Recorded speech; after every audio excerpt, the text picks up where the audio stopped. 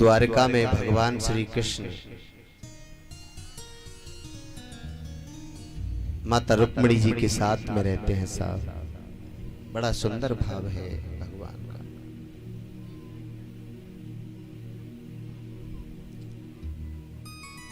समय बीतता गया, समय बीतता गया। माता रुक्मिणी के एक पुत्र हुआ।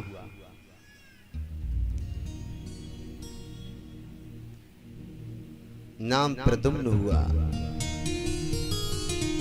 लेकिन अभी प्रद्युम्न महाराज 10 दिन के भी नहीं हुए।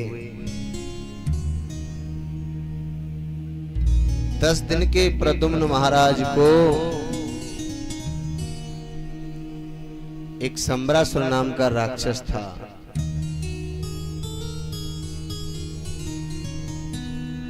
वो उठा ले।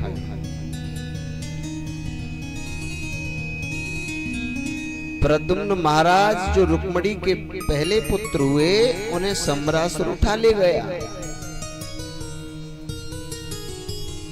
जब उठा ले गया 10 दिन का बालक आकाश से छोड़ दिया।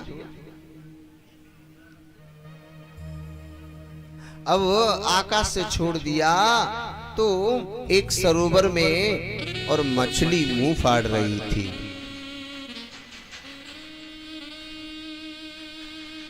उसके मुंह में प्रवेश कर गया और जब वो उस मछली को सम्रासुर की नगरी में काटा गया तो उसमें से प्रद्युम्न महाराज निकले जीवित। क्यों?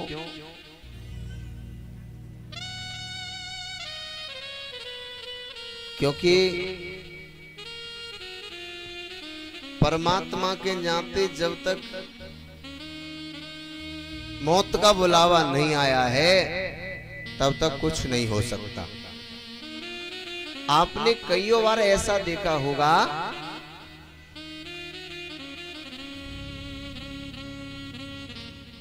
टेम्पू जा रहा था, एक्सीडेंट हो गया, वहां में 7-8 लोग गए। वहां में थे महाराज 7-8 लोगों में थे 6 मर गए, 2 बच्चे हैं। क्यों? ऐसा कैसे हो गया भाई? टेम्पू में वो भी तो बैठे थे।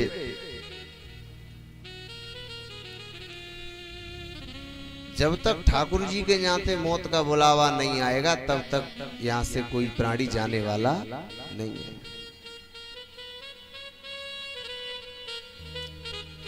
और ये सम्रासुर क्यों उठा के ले गया प्रद्युम्न जी को? क्योंकि इसकी मृत्यु प्रद्युम्न जी के हाथों लिखी थी कि जो रुक्मिणी के पहला पुत्र होगा सम्रासुर, तेरी मौत उसी के हाथों लिखी है। तो सम्रासुर ने विचार किया कि जैसे ही वो पुत्र जन्म लेकर के आएगा मैं उसे मार दूंगा, और मैं मार दूंगा तो फिर मैं कभी मर नहीं पाऊंगा, अजर अमर हो जाऊंगा। लेकिन ऐसा तो नहीं हो सकता भैया। आया है सो जाएगा राजा रंक फकीर, कोई सिंहासन चढ़े चला, कोई बंधा जंजीर। भैया जो आया है उसे तो एक दिन अवश्य जाना है, ये पक्की बात है। और सम्रासुर ने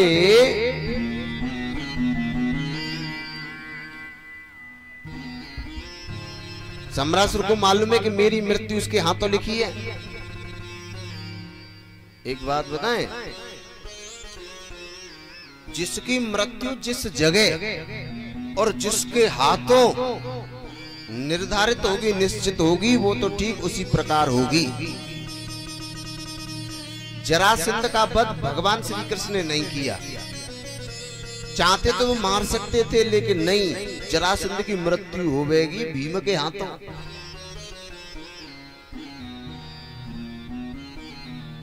जहां जिस जगह भी निश्चित होगी, जिस जगह निश्चित होगी ठीक उसी प्रकार होगी।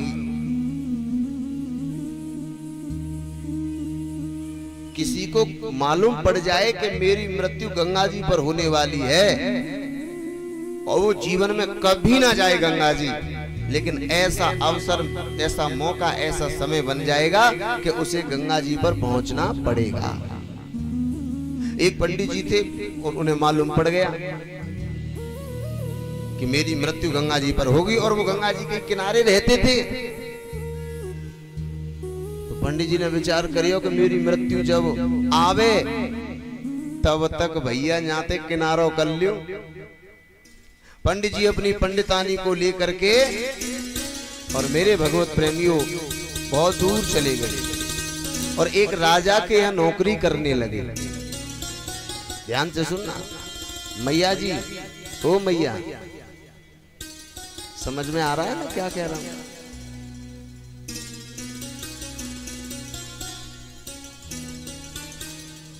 पंडित जी अपनी पंडितानी को लेके चले गए।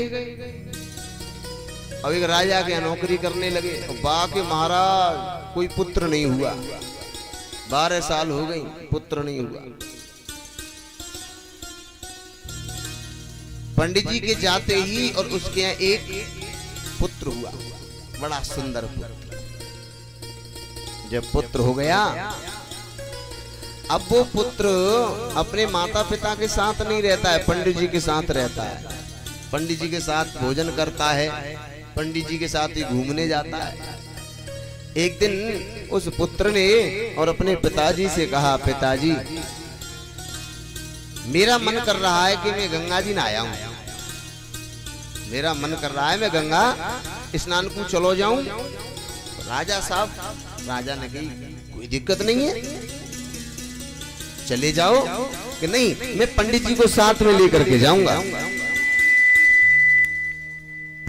पंडित जी को मैं साथ में लेकर के जाऊंगा। कोई बात नहीं है, ले जाओ। पंडित जी से कहा, पंडित जी हमारे पुत्र के साथ तुम गंगा चले जाओ। अब पंडित जी महाराज राजा थे, बोले राजा साहब थोड़ी सी मेहनत हमारी और बढ़ा दीजिए, लेकिन गंगा जी पर मत भेजो, हम गंगा नहीं जाएंगे। राजा बोले महाराज तुम्हें जाना पड़ेगा, क्योंकि राजहट बालहट त्रियाहट। राजा हट करे, राजा ने कह दी कि नोट बंद, 1000 और 500 के तो फिर बंद हैं, चाहे पूरे देश में कुछ भी होता रहे। और बालक हट करे तो वो भी, और एक नारी हट करे, परिचय अगर पत्नी ने कह दी पियर को जान होए तो फिर जान होए। पत्नी ने कह दी कि साड़ी चाहिए 2000 की तो फिर चाहिए। राजहट बालहट त्रियाहट।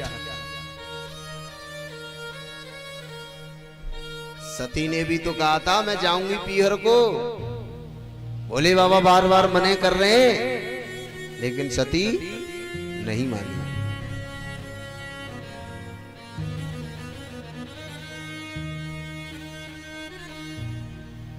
मेरे भगवत प्रेमियों, अब राजा ने कहा तुम्हें जाना पड़ेगा। पंडित जी ने कही कि महाराज भले नौकरी से निकाल दो। राजा ने कहा हम नौकरी से निकाल देंगे, या तो तुम गंगा चले जाओ। पंडित जी बोले ठीक है, मैं एक बार अपनी पंडितानी और पूछ लेने दो भाई। पंडितानी से जा करके कहा भाई पंडितानी ऐसे ऐसे बात है गंगा जी की कह रहे हैं, और जो कह रहे हैं कि अगर तुम ना गए तो तुम्हें घर से इस देश से निकाल देंगे, नौकरी से हटा देंगे।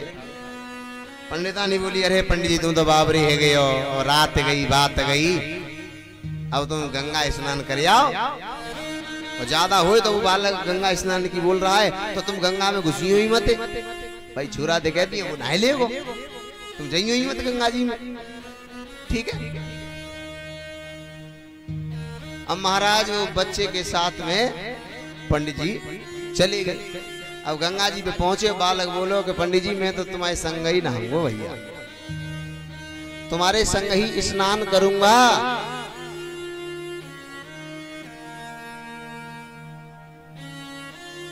अब राजा का आदेश, भैया हम और गंगा जी में ना घुसेंगे, भाई भले हमें नौकरी दे निकाल दो। बोले अरे ऐसी बात है, मेरा बालक जिद कर रहा है तो ऐसा करता हूं मैं गंगा जी में जहां तक मेरा बेटा स्नान करेगा, जहां तक मैं जाल डलवा देता हूं और तुम जाल जाल के भीतर ही भीतर स्नान कर लियो। अब महाराज पंडित जी के कंधन पे बैठ गो बालक, अंदर एक सिड्डी, दो सिड्डी, पंडित जी बोले नहीं नहा ले ना, और चलो तीसरी चीज नहीं नहा ले ना, और बीच गंगा जी में ले वो परीक्षी वो बालक और कंधा पे बैठो, बीच गंगा जी में पहुंचे और वो बालक कहा कर ऊपर थे कि पंडित जी तुम बड़े बावरे निकले, तुम्हें खूब मालूम ही कि गंगा जी पे तुम्हारी मृत्यु होने वाली है और फिर भी तुम आ गए। चलो ठीक है। और दूसरी बात, जब तुम्हें मालूम ही कि जब राजा के 12 साल है गई बालक नाए भाई, और तुम्हारे आते ही पाम धरते ही बालक है गए, तो वो मैं साक्षात काल जन्म लेकर के आया हूं, मैं वह राजा को कोई बालक ना हूं, मैं तुम्हारा काल बन के आया हूं। और वो बालक पंडित जी को बीच गंगा जी में ले गया, पंडित जी की मृत्यु हो गई। मतलब जाकी जैसी भव्यता तैसी मिले सहाय, जाकी जैसी भव्यता तैसी मिले सहाय, और आप न आवे आप बस ताए तहा ले जाए। मृत्यु ऐसी है कि कोई कितना भी बड़ा विद्वान क्यों ना हो, कितनी भी पक्की मालूम हो, लेकिन जावे ना, लेकिन फिर भी ताए तहा ले जाए, मृत्यु ले जाएगी राजी और गैर राजी। मेरे मित्रों, जब प्रद्युम्न महाराज उस सम्रासुर की नगरी में उस मछली के पेट से निकले, क्योंकि मारने वाला भी परमात्मा है और बचाने वाला भी वही है। जब तक के लिए हमें ये जीवन मिला है तब तक तो हम इस संसार में रहेंगे, और जितने दिनों के बाद हमारा बुलावा आ जाएगा जाना पड़ेगा, चाहे वो गरीब हो और चाहे अमीर हो। अब ऐसा तो नहीं है कि भगवान गरीबों को ही उठा लेते हो, तो फिर बड़े बड़े राजा हुए वे कैसे चले गए? जाना सबको है। प्रद्युम्न जी मछली के पेट में थे भी जीवित निकले, और सम्रासुर ने तो समझा कि वो मर गया होगा,